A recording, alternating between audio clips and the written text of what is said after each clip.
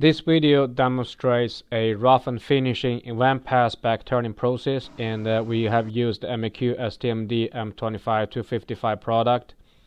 We set the two at 8xD in the machine and have used an SDUCR 25 cutter head with DCMT 11T304 insert. The workpiece is made of pre-hardened steel, and when we do the forward turning, we have used the depth of cut at 1 mm in the radius and feed rate of 0.2 mm per revolution.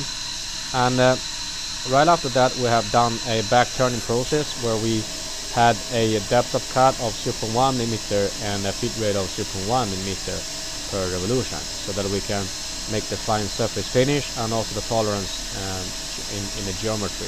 You can see that the process is pretty smooth, and we can pretty much do everything one pass to do the roughing and also finishing.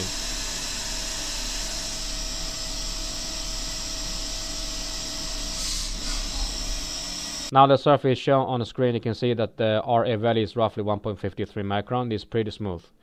Thank you for watching.